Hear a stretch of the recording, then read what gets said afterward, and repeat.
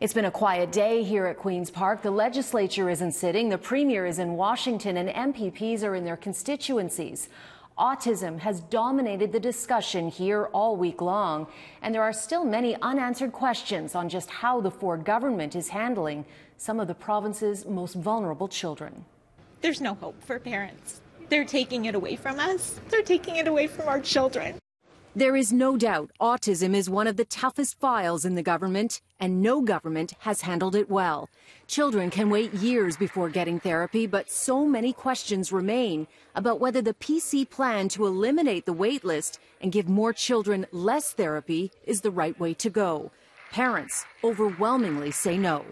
I would prefer to go back onto the wait list for another 3 years than to move forward with this program. And just how long has the wait list been frozen?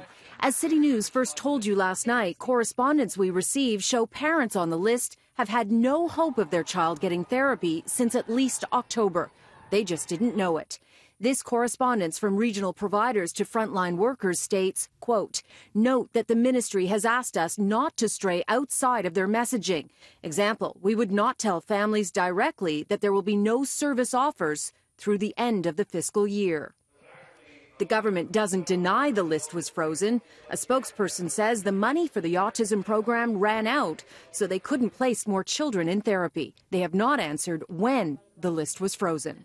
But in the meantime, the wait list was just getting bigger and children weren't coming off it for at least 5 months. Now, the government has been using this large wait list to justify its controversial changes. So it raises questions about whether it was deliberately growing the wait list so it could better sell its changes to the public.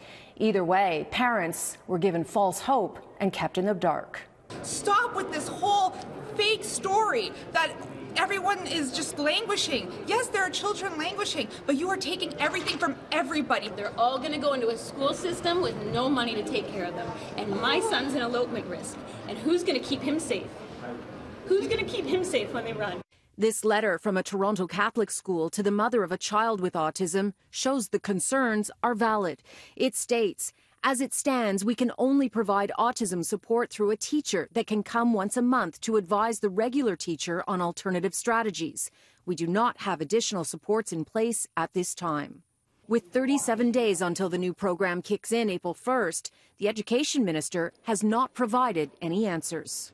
You will be the first to hear. In the weeks to come, we will be coming to you with our comprehensive Why are you plan. making parents wait for weeks? They're terrified now that their children won't have the resources they need when they lose the therapy that they're currently getting. Do you know what?